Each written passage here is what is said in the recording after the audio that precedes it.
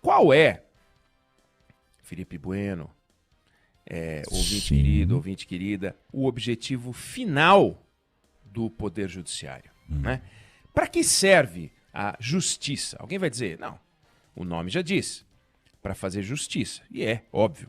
Mas por que a gente tem um sistema para fazer justiça? Né? Sobretudo, para pacificar a sociedade. Né? Não é para produzir paz, no sentido literal, paz, todos de mãos dadas, bandeiras brancas, não é isso não.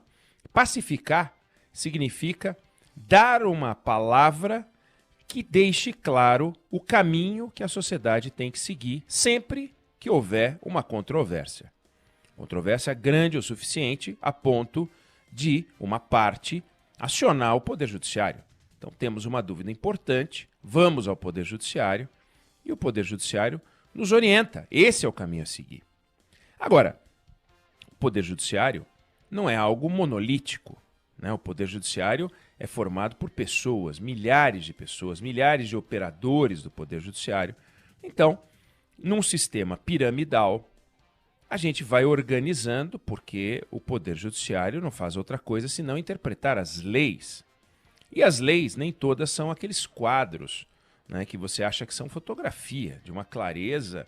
Você sabe se está chovendo, você sabe se está bem iluminado, você sabe se a barba está por fazer, se não tem barba, se tem barba. Só uma Mona Lisa que você fica ali em dúvida se está sorrindo ou não está sorrindo, mas mesmo assim você sabe, né? Você vê, você sabe, não, é uma mulher. Né? Ninguém olha para a Mona Lisa e fala, não, é uma girafa. Né? Não tem essa dúvida. Agora, algumas leis são quadros para os quais você olha e não sabe se você está vendo uma girafa ou se você está vendo, sei lá, um abacate. Né? Você não sabe. São abstratos. Mas essas leis, em geral, são traduzidas, são transformadas, e aí o Poder Judiciário organiza e assim pacifica. Né? E o que aconteceu nos últimos dias foi uma lei clara, que foi parar no Poder Judiciário não pela primeira vez, e que o ministro Marco Aurélio, que deveria ter por missão pacificar, posto que no topo da pirâmide está o Supremo Tribunal Federal, que tem o objetivo de pacificar o Poder Judiciário nas suas decisões, harmonizar, para que as pessoas saibam que sempre que acontecer algo igual será a resposta do Poder Judiciário. Ainda que nas instâncias inferiores as respostas sejam diferentes, conforme esse assunto vai subindo, lá as coisas se resolvem. E o que aconteceu com o ministro Marco Aurélio? Um pleito feito por um grande traficante de drogas, ligado ao crime organizado, dono de, na mansão em que ele foi preso, 2 helicópteros, iates, 6 milhões de reais em dinheiro, que tinha transportado 4 toneladas de cocaína para a Europa numa operação. Ou seja, um bandido de verdade, bandido de filme, bandido que vão escolher, se fizerem um dia um filme sobre ele, um ator famoso. Ó, esse aqui tem que ser interpretado pelo fulano de tal, não é um coadjuvante, não é um personagem qualquer, é um personagem importante do crime. No crime ele é importante. Se tiver a seleção brasileira do crime, esse cara vai usar uma das camisas até o 11. Hoje em dia os números mudam muito, mas vai estar na seleção principal. O André do rap, é um cara grande, importante na estrutura. E esse cara entrou com um pedido para que a sua prisão provisória fosse considerada preventiva, né? Fosse considerada ilegal. Bom, o ministro Marco Aurélio podia fazer várias coisas. Por exemplo, ele poderia ter feito o que o ministro Edson Fachin fez certa vez, quando fizeram um pedido exatamente igual, alegando a mesma coisa. Ele fez um ofício para o juiz. E aí, juiz, o senhor não justificou a permanência, né, da prisão preventiva, a renovação. E aí? Vou soltar 24 horas para o senhor justificar. Porque, afinal, a justificativa ela é burocrática. Porque se fosse para relaxar a prisão, o juiz já teria relaxado. Ele só não justificou. Então, o camarada não justificou, solta o grande preso. Ele poderia ter feito isso, mas não. Ele diz, quer saber? Eu vou dar uma lição para essa turma. E soltou o bandidão, que obviamente fugiu. E a loucura se instalou numa discussão assombrosa, o Brasil aparvalhado, olhando para isso, dizendo, mas o que está acontecendo? Como é que pode uma coisa dessa? O Supremo Tribunal Federal já enfrentou atrocidades, questões complicadas. O juro de 12% previsto na Constituição, no artigo 192 da Constituição, o juro era de 12%. Ah, mas estava condicionado à edição de uma lei complementar, mas estava escrito que os juros estavam limitados a 12%. Por que eles não entenderam que era autoaplicável?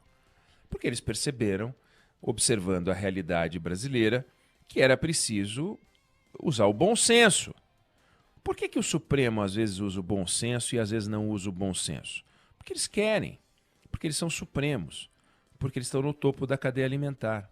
E é curioso, mas muito curioso, porque quando o ministro Marco Aurélio Mello tomou posse como presidente do Supremo, acreditem, ele já foi presidente do Supremo Tribunal Federal, ele falava, há de buscar-se a conciliação dos valores justiça e segurança jurídica, sem prejuízo, é certo, para o direito de defesa, todavia, a julgar pela rotina em que se tornou o ato de recorrer a uma instância superior, as garantias processuais parecem sobrepor-se às de direito material. Ou seja, não dá para ficar o Poder Judiciário, o Supremo Tribunal Federal, à mercê desse recorre. E o que ele tinha em mãos era um pedido de liminar para um habeas corpus que já tinha sido discutido no Superior Tribunal de Justiça e negado. Ou seja, um assunto que já tinha sido enfrentado por um juiz de alto escalão, alguém bem formado, e entendeu que aquele personagem, pelas razões que o ministro entendeu, não deveria ser solto. E aí o ministro Marco Aurélio, ao arrepio de resoluções, de súmulas do Supremo Tribunal Federal, resolve reavaliar algo que já foi avaliado por um integrante de um tribunal superior. E dá uma canetada. E diz, quer saber, dane-se. Veja, o ministro Marco Aurélio não é um idiota. O ministro Marco Aurélio não é um idiota. Se ele fosse um idiota, a gente não teria que perdoar, porque não pode ter um idiota no Supremo Tribunal Federal, mas ele não teria passado na sabatina, né, no psicotécnico, sei lá, na hora de beber água na frente dos senadores, ia jogar água na orelha, né? Se ele fosse um idiota. Ele não é um idiota. E ele já tomou decisões importantes no Supremo Tribunal Federal, decisões que foram voto vencido, ele é conhecido como o senhor voto vencido. Ele sempre, um terço das decisões do Marco Aurélio Mello está do lado perdedor. Mas, por exemplo, ele defendeu a proibição de que pessoas apenadas por crime hediondo pudessem progredir na pena, ou seja, ter alívio na pena. Não é coisa de um sujeito idiota, também não é coisa de alguém que quer liberar bandido. Mas acontece que que o ministro colocou o Brasil diante de uma situação maluca. Agora estão falando que o ministro Marco Aurélio jogou a sociedade contra o Supremo. Na verdade, ele jogou o Supremo contra a sociedade. Não porque o que a sociedade quer, o Supremo tem que fazer. Não é isso, não. Pacificar a sociedade não é atender aos clamores, né, e à voz das ruas. A voz das ruas não entende de direito. A voz das ruas quer um sistema de justiça que muitas vezes passa pelo linchamento. E o Poder Judiciário está lá para evitar isso. As pessoas não podem ser linchadas, as pessoas não podem ser agredidas em seus direitos, ainda que a sociedade não veja direitos naquele caso. Agora, há casos em que isso vira algo ridículo. É ridículo, completamente ridículo. Não há como achar que o ministro Marco Aurélio está certo em não dar um telefonema para o juiz da Vara das Execuções, responsável pela prisão, pela manutenção da prisão do André do Rap, para falar, e aí, bicho, eu vou soltar esse cara, porque a prisão vai ficar ilegal se o senhor não justificar. E aí o Marco Aurélio não fez isso. Nós estamos, portanto, diante de um caso em que a gente pode analisar por dois ângulos esse terrível episódio. O episódio, pelo lado da crise, tem um responsável e é o Marco Aurélio Mello. um responsável. Não adianta querer olhar para o Congresso e dizer que essa lei está errada, não adianta querer olhar para o Bolsonaro porque não vetou, não adianta querer olhar para o ministro da Justiça porque não fez nada. Nós vamos falar disso na sequência. Mas a crise só aconteceu porque o ministro Marco Aurélio decidiu soltar um traficante de drogas peso pesado. E ele poderia não ter soltado. E ao não soltar, poderia muito bem ter alertado o juiz responsável e poderia muito bem ter feito aquilo que ele faz sempre, dar 1000 entrevistas por dia. Poderia ter dado uma entrevista chamando atenção para o problema, poderia ter dado um telefonema para o Davi Alcolumbre, que só pensa na própria reeleição, está com tempo livre, poderia ter ligado para o Rodrigo Maia, poderia ter ligado para jornalistas, poderia ter ligado para o ministro da Justiça, poderia ter ligado para o presidente da República, para o presidente do Supremo Tribunal Federal, poderia ter feito uma carta para o Conselho Nacional de Justiça, poderia ter feito contato com o Procurador-Geral da República, poderia ter problematizado. Gente, temos um problema que estourou na minha mão, estou resolvendo desta forma, não vou liberar se o juiz me entregar em 24 horas uma justificativa, mas se isso não acontecer, eu vou ter que liberar, porque está escrito no parágrafo único do artigo 316 do novo Código de Processo Penal, depois dessa pacote anticrime, que tem que soltar, porque senão a prisão é ilegal. Daí a decisão dele ser completamente absurda. Ele resolveu brincar de laboratório com o Brasil. Já que eu acredito que o certo é não ter prisões ilegais, e de fato nós não podemos ter prisão ilegal, vamos soltar o marginal grande para dar um exemplo, para a sociedade tomar um susto, para os juízes tomarem um susto. Que susto que ele deu? Ele deu um susto em que juiz? Que juiz vai deixar de receber seu salário de 100 mil, 200 mil? Que procurador vai deixar de ter seus benefícios? Quem vai ficar com o salário atrasado? Agora, aquela parcela da sociedade que está sob o jugo do tráfico de drogas, aquela parcela da sociedade que está debaixo da criminalidade, aquela parcela da sociedade que morre por causa de tráfico de cocaína, aquela parcela da sociedade que vê os crimes de corrupção crescerem porque por trás de um tráfico de drogas desse tem corrupção, essa parcela que é vítima ficou mais vítima ainda por decisão do ministro Marco Aurélio. E isso ele não está nem aí, ele não se importa, dane-se, não vem ao caso. Então ele é, sim, o responsável maior por esse caso.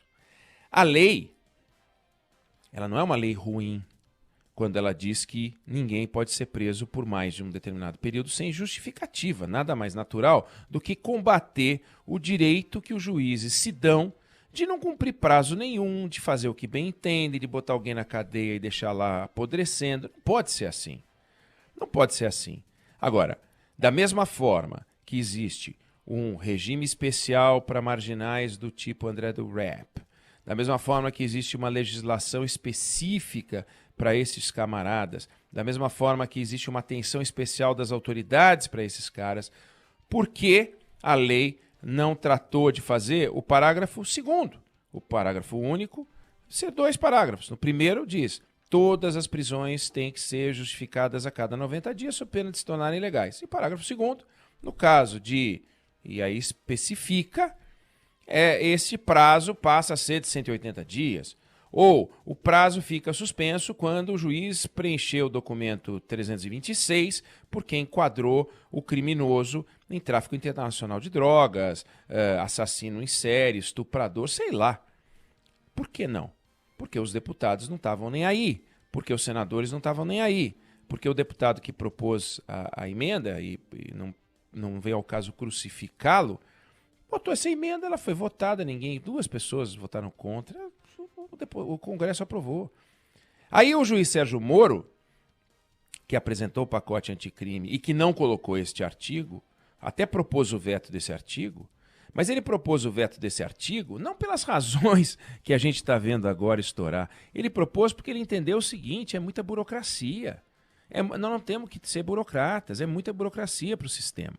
Ele não alertou para o risco de relaxamento de prisão de grandes bandidos. Não está na justificativa do veto dele. Não está. E aí Depois que isso aconteceu, por que o ministro Sérgio Moro não propôs uma medida provisória? Por que o Procurador-Geral da República, que também propôs o veto, o Procurador Aras também propôs o veto? E aí? Aí o veto não passou para o Moro, não passou para o Aras, e os dois ficaram quietos. E o Conselho Nacional de Justiça, nem uma palavra para aquilo que é grave. Né? Nós vamos soltar todos os bandidos do país. Ninguém falou nada. O Dias Toffoli, que era presidente até outro dia. O Fachin, quando decidiu do jeito que eu estou falando, em vez de soltar, negou. Mas por que ele não falou? Gente, tem aqui um problema. O próprio Marco Aurélio, né? O Bolsonaro ao não vetar, aliás. Então, todo mundo que pôde fazer alguma coisa errada, fez alguma coisa errada. Todo mundo que não ligou para a gravidade do problema, deixou o problema estourar. E na hora da crise, o que podia errar por último, que era o ministro do Supremo, errou de forma dramática. Esse assunto vai ser levado para o plenário na quarta-feira, por decisão do presidente do Supremo Tribunal Federal. Nós vamos acompanhar, vamos poder avaliar para ver o que vai acontecer. Tem gente que diz que, como o senhor voto vencido será de novo, que o Supremo Tribunal Federal vai entender que isto não cabe. Porque, afinal, é uma burocracia e que não pode haver um relaxamento do jeito que foi feito. Este cidadão foi condenado em dois crimes em segunda instância. Portanto, como o Supremo Tribunal Federal votou de novo a história da segunda instância e não há trânsito em julgado nas duas sentenças dele, ele estava pendurado numa prisão preventiva. E o ministro soltou, como já havia soltado o banqueiro Salvatore Cacciola em 2000, igualzinho, soltou, o cara fugiu. Foi a mesma coisa, não tem diferença nenhuma. Essa lei está aí, foi sancionada em dezembro do ano passado, passou a vigorar em 24/1 desse ano. Então, no primeiro mês de janeiro, sabe? Mês de janeiro, nós estamos no mês 10, né? Isso. Tem tempo já de lei. Não dá para dizer, o texto é inexequível, mas é inexequível desde a sanção, e ninguém falou nada, ninguém protestou, todo mundo conviveu com isso, e agora estourou, e o Marco Aurélio podia ter administrado a crise. Volto a dizer, só para encerrar, o papel do Poder Judiciário é pacificar. Quando alguém do Supremo Tribunal Federal, em vez de vir com água fria, joga óleo fervente, ele não está cumprindo a sua missão. De forma que a gente festeja o fato de que teremos ministro Marco Aurélio no Supremo Tribunal Federal só até junho do ano que vem. Então, as pessoas que ficaram incomodadas saibam que falta pouco. Em 9 meses, que é o período de uma gestação, Marco Aurélio Mello vai sair do Supremo Tribunal Federal.